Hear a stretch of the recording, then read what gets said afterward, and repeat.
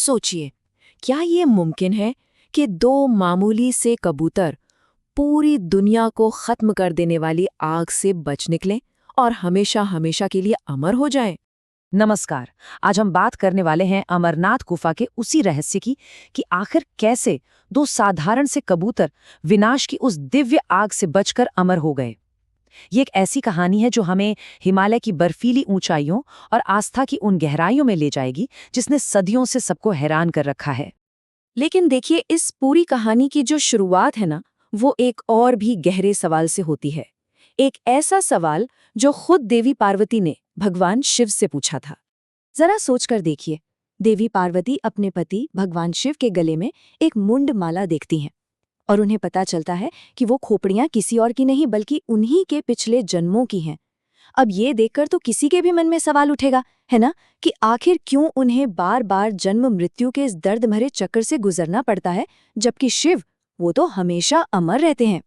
और जब शिव ने उन्हें ये बताया तो जाहिर है पार्वती ने उस रहस्य को जानने की जिद पकड़ ली जो उन्हें भी अमर बना सकता था। पर ये कोई मामूली राज नहीं था, ये थी अमर कथा। एक ऐसा ज्ञान जो इतना शक्तिशाली था कि अगर इसे किसी और ने सुन लिया तो समझ लीजिए कि पूरी सृष्टि का संतुलन ही बिगड़ जाता। तो अब इस परम ज्ञान को बताने के लिए एक ऐसी जगह चाहिए थी जो दुनिया से बिल्कुल कटी हुई हो, जहां कोई भी न हो।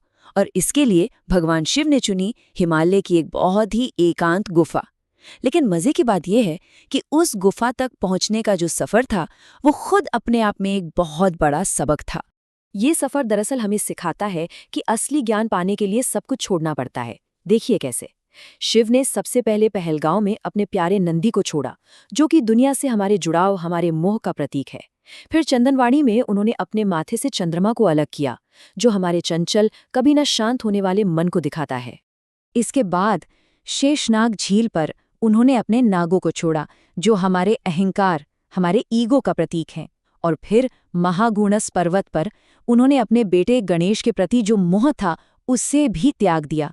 और आखिर में पंचतरनी में उन्होंने शरीर बनाने वाले पांचों तत्वों को भी छोड़ दिया। मतलब हर तरह के बंधन से मुक्त होकर वो उस गुफा के अंदर गए। लेकिन इतना सब कुछ करने के बाद भी शिव को पूरी तरह यकीन नहीं था कि वो वहां अकेले हैं।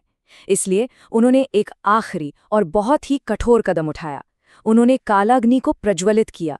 ये वो आग है जो पूरी सृष्टि का अंत कर सकती है, ताकि कोई भी जिंदा चीज उस अमर रहस्य को सुन ना पाए।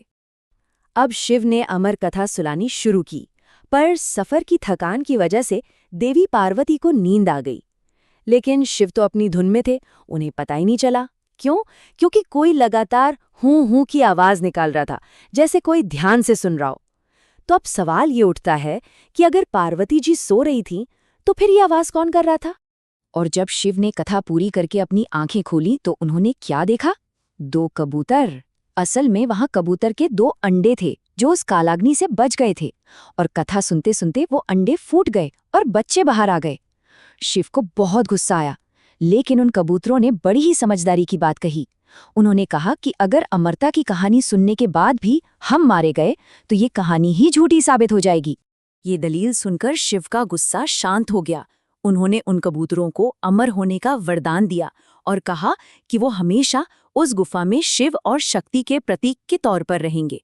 और आपको पता है, आज भी वहां जाने वाले कई लोग दावा करते हैं कि उन्होंने उन अमर कबूतरों के जोड़े को देखा है। तो ये तो थी कबूतरों के अमर होने की कहानी। अब चलते हैं गुफा के दूसरे सबसे बड़े रहस्य की तरफ। वो है बर्फ का लिंगम। सवाल ये है कि ये कोई चमत्कार है या फिर इसके पीछे कोई विज्ञान है।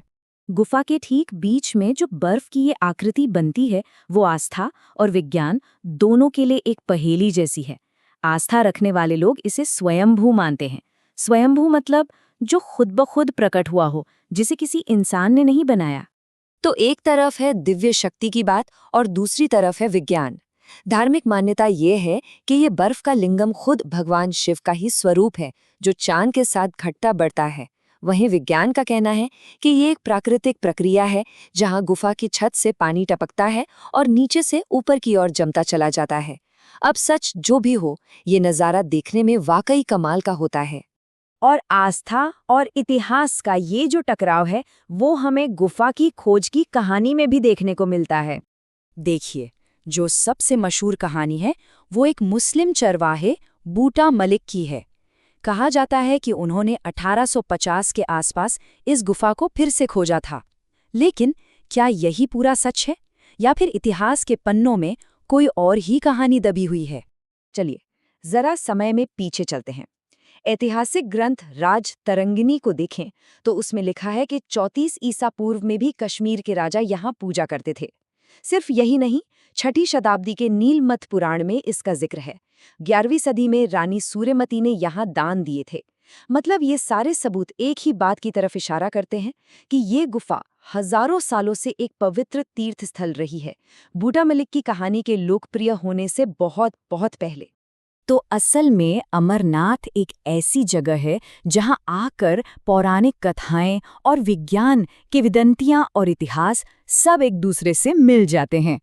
ये कहानी चाहे वो देवी पार्वती ने सुनी हो या उन 2 कबूतरों ने, हमें यही सिखाती है कि आस्था और प्रकृति की शक्ति कितनी जबरदस्त हो सकती है। और ये हमें सोचने पर मजबूर करता है कि दुनिया के ऐसे ही पवित्र और दूर दराज के कोनों में न जाने और कितने रहस्य छिपे होंगे जो बस किसी के सुनने का इंतजार कर रहे हैं। ऐसी ही और भी दिलचस्प कहानियों और रहस्यों को जानने के लिए हमारे साथ जुड़े रहिएगा।